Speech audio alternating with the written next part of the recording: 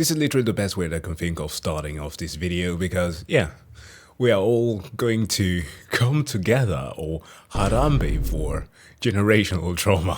How's it going, folks? Jack here with another reaction to one of the latest video from the Casual Geographic channel, this one on our Lord and Savior, our one reason to return to Monkey, Harambe. There is also a, oh my god, what is the name of Damian Marley's daughter? Rita Marley song called Harambe, but I cannot for the life of me remember how the bass riff goes for that one, so we are sticking with the Beatle. The story of Harambe is one that I only know in parts because there were a lot of opinions about that at the time. I can't exactly remember precisely what happened. A kid supposedly fell over a ramp or something of the sort. I'm not too sure, which is why I'm actually super excited to have somebody who is very much in depth with all of this to give us an explanation. Now, previously we did have a video about the silliness of gorillas as the not so cruel monsters that people may think they are, as especially the males have a surprisingly gentle nature, which is one of the reasons why the whole Harambe situation was actually very tragic. And given the fact that we are, what, 1 year away from it being a decade since this event happened, yeah, let us go through the experience. If you want to inflict emotional damage on a millennial, remind them that the Harambe kid either is or is about to be a teenager. In a couple months, it'll be a year short of a Excuse me, gotta move the camera real quick so I don't overshadow our dude here. A teenager. In a couple months, it'll be a year short of a decade since the gorilla was prematurely perp walked off the census. And despite being named after a Swahili term for coming together, Harambe's death has been no less divisive. Oh, that's true. Oh shit, yeah, yes, in Swahili it does mean bring together. God damn. I don't know Swahili, I only know just a few like words from every single major African languages like Fula and such, you know, because I was born in Cameroon, like the country literally in between Niger and Congo, where the two languages at least come from. Yeah, we do get some words here and there that are similar. But the closer you get to the full story, with crucial context, the question becomes less of whether the zoo was right for turning the legacy of Bob Marley into a hashtag, and more of everything that went wrong to force the zoo to pull the trigger. Because Harambe's death was the right choice for the wrong reasons. Now hear me out, I'm not blaming the gorilla, in fact quite the opposite. Literally everyone involved but the gorilla ultimately failed him, and in about 10 minutes, I'm gonna show you just how horrendous Harambe got done. The same 10 minutes it took for them to end him. Damn, that's rough, buddy. It's kind of hilarious. He had the Donkey Kong thing there, which the recent Switch event, Switch Direct, showcased a new DK game, and the latest game that featured Donkey Kong also released in 2016.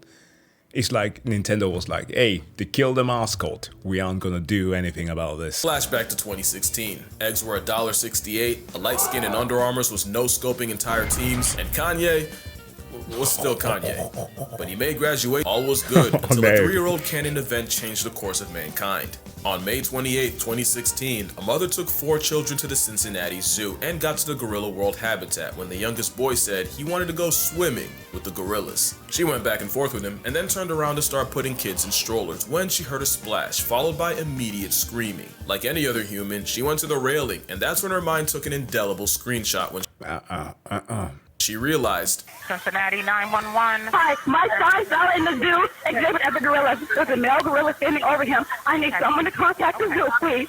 He's dragging my son. I can't watch this. In an unfortunate case of free will, the 3-year-old climbed the 3-foot fence, army crawled through 4 feet of bush, and before anyone could grab him and save the timeline, he fell 15 feet straight into the gorilla mode.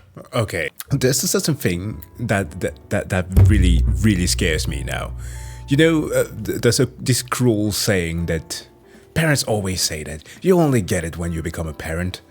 Yeah, this is currently me, okay? I truly do want to like take my daughter to zoos and show her all the beautiful animals and all that, although I have like mixed feelings about zoos as a whole and even aquariums. One thing that I have zero ambiguity about is that the most dangerous things in a zoo are people, okay? People do dumb shit, and especially with children, do not ever lose them out of sight. They should stay in your conal view at all times. Even if it is one of those open zoos where you have like birds or whatever flying around, don't lose them out of sight. Kids do dumb shit every time. Where he was confronted by 450 pounds of adult primate, straight into the gorilla mode. Where he was confronted by him and saved the timeline, he fell 15 feet straight into the gorilla mode. Where he was confronted by 450 pounds of adult primate. Harambe didn't seem especially aggressive, but watching him ragdoll the toddler likely took years off his mother's life. Yeah. No one could say what was going through the gorilla's mind at the time, but we know what went last. Because at about 4:10 p.m., about 10 minutes after the boy fell in, a member of the Cincinnati Zoo Dangerous Animal Response Team life-retired Harambe with a bullet to the head. And life as we knew it was never the same. The slain simian was mourned by millions and memed by even more. Calm the fuck. You can't do this, man. Literally, a national symbol was basically JFK'd, and he was selling Cheetos. Oh man, the internet is beautiful. To the point where there are people who use their right to vote on the corpse of a Kennedy gorilla, and that is the most political statement that will ever come out of this channel. But before we can judge what had to be an impossible decision, it's only fair to look at every angle, starting with the nature of gorillas. Gorillas aren't the menaces to society and skyscrapers we thought they were. Male gorillas are way more child-friendly than the average orang and chimpanzee. It's been said that the males that babysit more are considered more attractive to a tribe of hairy women. That's how they got their name. The term gorilla originates from the ancient Greek word gorillae, meaning tribe of hairy women, described by the Carthaginian navigator Hanno. Oh, yeah, we've heard about this one before in his account of voyages along the coast of Africa. God damn. And being good with kids is more of a turn on than size, strength, or status. It's proven that guy gorillas on daycare duty will have 5 times as many children as those that avoid it, which is probably why they fight so hard for custody. You've never seen a gorilla hit the burners like that. But gorillas don't need Maury, they'll even step up for children that aren't theirs. A couple years back, the alpha gorilla of a group in Rwanda got sick, and since in sickness and in health is a human construct, the 4 gorillas of the group left, abandoning not just their baby daddy, but their progeny as well. With the infants barely old enough to feed themselves, it should have been curtains. But this story had a plot twist. The sick male had a brother, Kubaha, and Unc stepped up and looked after them. They'd sleep in his nest, treat him like a literal jungle gym, and he single-handedly kept the next generation up. And Kubaha wasn't an anomaly. In 53 years of gorilla research, it's proven that orphan mountain gorillas that lose their mothers early on don't have a greater risk of becoming a statistic because the males will often step in. Because the males likely also experience similar things, so they know the struggle. They just reciprocate the kindness that was shown to them before. Man, this is the thing when I always tell people that animals are so fucking clever, man. The empathy that they can have is... Not only did a different study show the exact opposite happens to baby chimps, monkeys, and baboons that get the Bambi treatment, even if they do survive, they inherit 0 social rank and virtually no chance at having children. It's the same story for animals like elephants, orcas, and hyenas. For which, as a slight comment from a previous video that we watched of his, hyenas are literally the mothers who are able to generate what looks like male genitalia to, yeah, kind of have that role. It's crazy. Being motherless is social cyanide, but not gorillas. Having one mom short of a full house, has 0 effect on their social status, and it's believed that since mama gorillas often dip out before their babies mature, the males have evolved to cushion the blow. Plus, with chimpanzees murking monkeys, bush babies, that's a bush baby, and even doikers for food, and even the good vibes tree hippie known to turn lorises into lunch meat, gorillas pretty much being knuckle-walking lawnmowers probably doesn't hurt Harambe's case. Gorillas go out of their way to avoid conflict, and you really won't see them beating on something weaker than they are, unless they did something to deserve it. But there's always a but. The rules of nature often change when you're talking about captivity. A wild orca has apparently never depulsed a person, but those confined to a glorified fishbowl have a body count. Yeah, especially when you take into account that half of the water in that fish tank is Shamu's tears. Pandas normally mate, date, and procreate no less than the average black bear, but those in captivity often get less play than Helen Keller's Spotify. In captivity, mother gorillas will often reject their own babies, and it happens a lot more than you would think, so maybe the parental instinct doesn't apply as much to a gorilla behind the glass. Yeah, no, because if I had a nickel for every time someone's son ended up in a gorilla enclosure, I'd already have 2 nickels by the time player number 3 decided to keep the tradition alive and airdrop himself to the gorilla grotto. On August 16th, 1996, another 3-year-old fell nearly 24 feet into the Brookfield Zoo gorilla exhibit. In a scene you've definitely seen before, 8-year-old Binti Draw climbed down to the boy, cradled him in her gorilla arms for nearly 60 feet, and gently placed him at the employee entrance where officials could get him. But what you might not know was that Binti was one of those gorillas rejected by her mother and was hand-raised by humans. Part of this raising meant her caretakers had to train her to be a mother once she became pregnant with the same baby riding shotgun while she rescued the boy. Part of this training included handing off her baby to staff for checkups, so there was low-key an argument as to whether this was an actual gorilla guardian angel or just an animal doing what it had been trained. Well, almost a decade earlier in 1986, 5-year-old Levin Merritt followed the same script, falling into the gorilla pit and knocking himself all the way out. And 25-year-old Yumbo stood protectively over the boy, gatekeeping any other gorilla from him, and when the child regained consciousness and cried out, instead of matching his energy, the silverback calmly led his family to a small hut on the other side of the enclosure. But unlike Binti, Yumbo wasn't human-raised or trained in childcare. This was actual gorilla free will that looked after the injured kid. So now you might be confused, because if you were on the fence on the Harambe happening, hearing about their social psychology and the gorilla history lesson would have surely kicked you onto the Harambe side. Well, every gorilla is different, so let's talk about the story of Harambe. Before he became a hashtag. Harambe was born in the Gladys Porter Zoo in Brownsville, Texas, May 27, 1999, meaning he had just turned 17 when he got sniped. Just like Binti, he was also rejected by his mother Kayla when he was only 3 weeks old. So, zoo director Jerry Stone hand-raised Harambe. Yeah. Jerry got older but couldn't take care of Harambe anymore. I remember part of this story. It's so sad. Him home. The tiny gorilla was by all means his family. Jerry was actually the one to help Harambe's grandparents settle in after they arrived from Africa, and he was even there at Harambe's birth, cutting the umbilical cord. He changed diapers, got up at midnight to feed him. Nobody had put in more Harambe hours than Jerry. Jerry described him as a lovable troublemaker. He'd do things like throw water at female keepers and run away. He'd steal blankets just to give keepers an excuse to chase him. He'd even climb walls to get his keepers' attention just so he could fall backwards and make them catch him.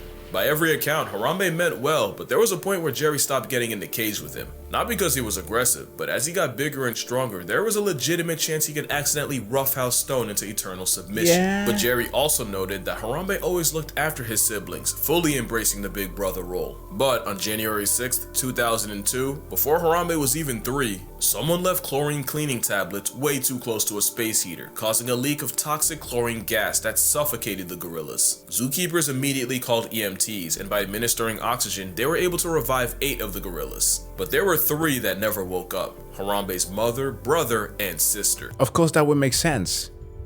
2002, George W. Yeah, but him advertising things post 2001. No. No.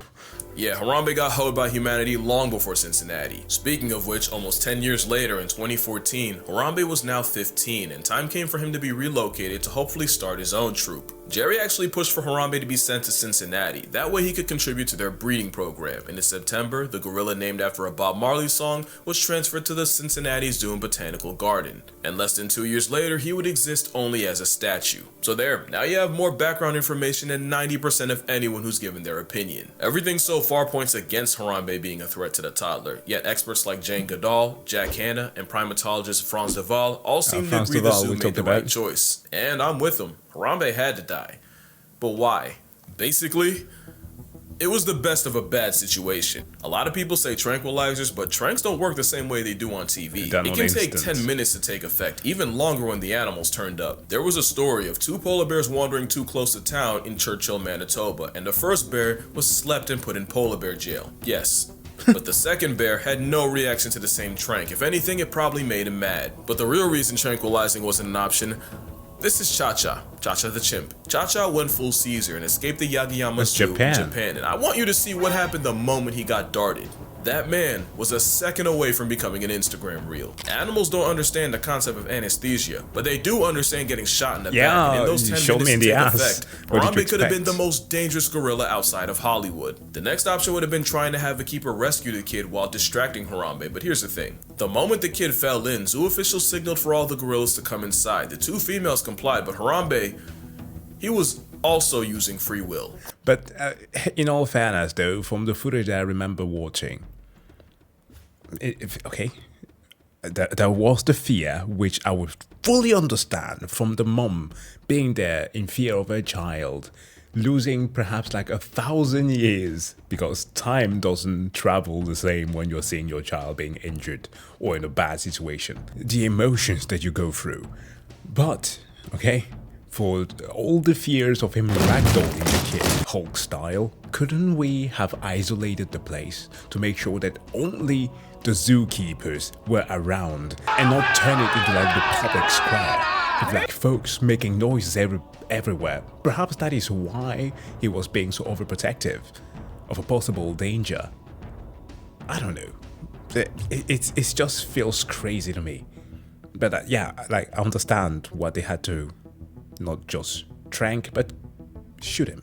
Clearly he wasn't in the mood to cooperate. The last argument is that Harambe wasn't hurting the kid. In fact, it looks like he was protecting him. I actually agree. I think the father instinct was doing a lot of heavy lifting, but here's the thing. Harambe was a 450-pound immature teenager who never had a kid or was trained for it. He could have killed that kid completely by accident. This isn't 25-year-old Yambo. Young gorillas play rough, and one hard pull could rip his arm out of the socket, and too hard of a drag could bash the 3-year-old's head against a rock. Also, Harambe was clearly stressed out. The situation was a time bomb. The little boy freaking out and screaming, suddenly running away, or even just looking Harambe in the eye could have been enough to light the fuse. And speaking of time, don't forget, that kid was in gorilla custody for 10 minutes. Might not seem like much to you, but let it be your bloodline. 10 minutes will feel like and cost you 10 years. Now, what they should have done, in my non-professional online opinion, was get anyone who wasn't a keeper, paramedic, or zoo vet, get him out of there, form a perimeter, something. I feel like all this could have been avoided if you didn't have a whole coliseum yelling at my mans. Silent game would have been golden, but at that point, it was too late for all that, and so the last option meant erasing an endangered species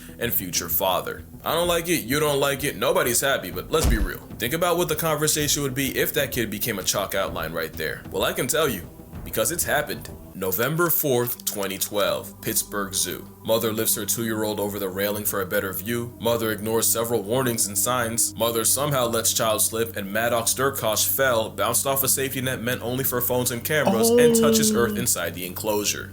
Oh no, we've seen this. Is it the one with the cheetahs? Or freaking dogs?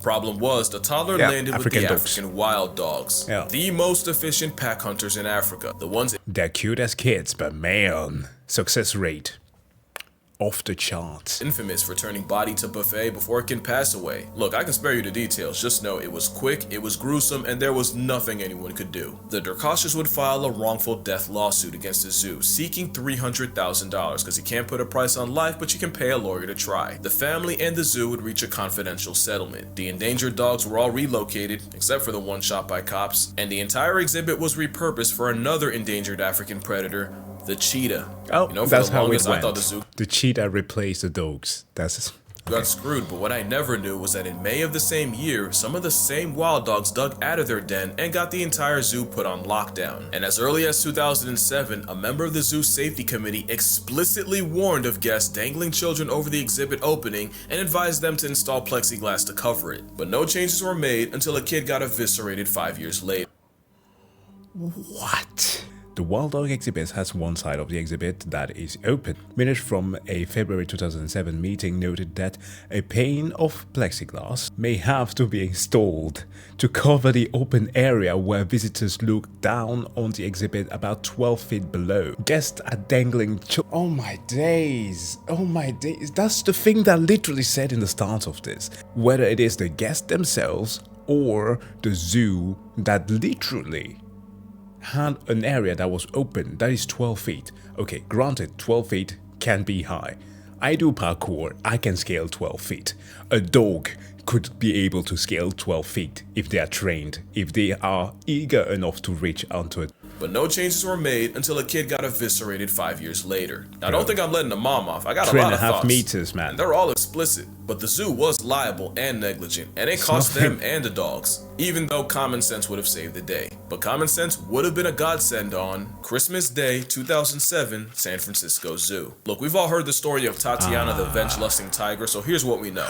3 guys, 17-year-old Carlos Sousa Jr. and the 19 and 23-year-old Dhaliwal brothers taunted a Siberian tiger. Pine cones and sticks were likely thrown at the tiger. The brothers' father admitted that the boys were drunk. Tatiana escaped, murked Sousa, and mauled the brothers until she was eventually shot by cops. And the Dhaliwal family settled a suit against the zoo for $900,000, and the Sousa family settled a wrongful death suit for an undisclosed amount. And both brothers would use their second chance at life to get into several run-ins with the law. One The younger of the two brothers who survived the Christmas Day tiger attack at San Francisco Zoo has been sentenced to 16 months in the state prisons for violating his probation in a felony reckless driving case, where he led police on a 140-mile-per-hour chase through... Oh my days, come on! The other one was charged for marijuana possession with 1.8 grams in his pocket while in the parking lot of the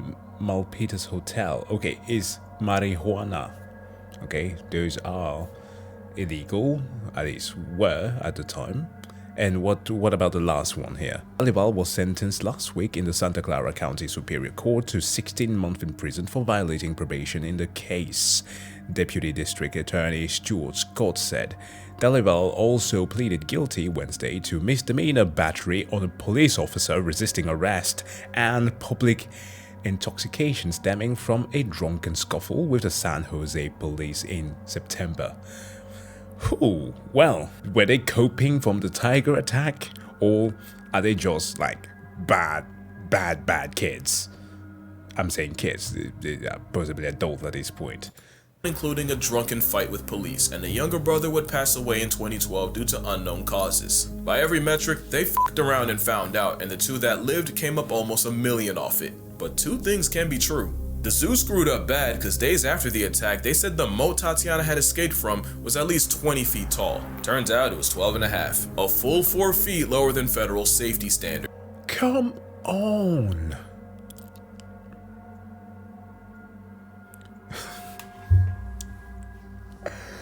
Come on. Oh no. Yes, a tiger could jump over that.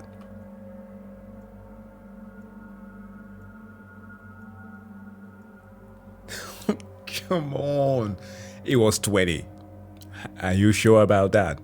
And if you know tigers, that is one f*** of an oopsie. But also, after killing Sousa, Tatiana tracked the brothers down. But because cafe employees refused to let the two in, the Siberian Fury pulled up outside the cafe and mauled them again. It took 6 full minutes for zoo employees to realize that the brothers weren't drunk idiots screaming. They were drunk idiots screaming, but not lying about a tiger John Wicking them. And because the zoo was under a Code 1 lockdown, it took another 5 minutes for zoo security to let police and fire units in. Those extra 10 minutes mean a lot when you're actively getting turned out by a tiger, and it probably would have saved Sousa's life. Two things can be true. Tweedledee, Dim, and Dumbass pissed off an apex predator and earned themselves a nomination for a Darwin Award while getting an endangered species past tense in the process. But the zoo was also painfully negligent in every aspect. Yes. Especially since just a year before, keeper Lori Cummagen was mauled by the same tiger while feeding her through the enclosure's grill, and Tatiana's temper tore the skin off her arm, resulting in several surgeries, skin grafts, and California OSHA fining the zoo for safety violations. Lori would also sue and would also settle for an undisclosed amount. And after Tatiana's final act, the zoo would raise the barrier from 12.5 to 19 feet. So you see, the zoo and Harambe were screwed the moment someone spawned into his enclosure. And really, Harambe was dead the moment he chose free will. In fact, if that child would have died, Harambe certainly would have been past tensed, all the gorillas might have been packed out, and the zoo would have been sued beyond oblivion. The zoo would modify Gorilla World by raising the outer barrier and loading up on netting and fencing, but the real victims here were Harambe, the child, and gorillas as a whole. And as much as I want to dump on the mom, Well, the internet's kind of done that already, but Yeah. kids are walking kamikazes. Not excusing it, because damn it, watch your crotch and the things that come out. But you don't think a kid will, till they do. And Mama, I love you, I really do. But when I was about knee high, my mom turned away for a second at the park, and when she turned back, she saw me on the other side of a pond leaning in. Bro, I once almost drowned myself because I was trying to help my grandparents getting water. I plunged a recipient of water into a lake and I couldn't swim. The thing dragged me down with it. We're fucking stupid. And if both my parents didn't go Usain Bolt and catch me before I fell in, well, we know how that story ends. I also almost got kidnapped. And I only say that now because my mother never lets me forget it. But yeah, that's gonna do it. Drink water, hug your mother, hold your kids. They're stupid. Rest in primate Harambe, and I'ma see y'all in the next one. Weeks I have been waiting for this day, and it has finally arrived. We have the winner of our contest. It's the Naming the Baby with the Gladys Porter Zoo, and it's the baby gorilla. And we've got the baby gorilla right there. And that's the child you just named. There's Harambe. Harambe is her name. Once again, what does it mean again? It means pulling together, coming together, sharing and caring about one another. And what is... Oh, so kind. Yeah. I guess that the biggest takeaway that we could get from this is that hold your kids, they're stupid. Truer words have never been said. Yikes. Dude, the nerve of those people dangling kids over, then proceeding to sue and taunting a tiger and being like, oh, you know, it wasn't our fault. Wrongful death here. What are you saying? But yeah, this was a cool video commemorating the passing of a beautiful creature, Harambe. Rest in primate indeed. But guys, thank you so much for checking out this video. As always, please do make sure to go and subscribe to the Casual Geographic channel. And of course, if you like this one, don't forget to hit the like button and also subscribe if you want to see more. Wish you all to have a wonderful day. See you guys in the next one. Bye.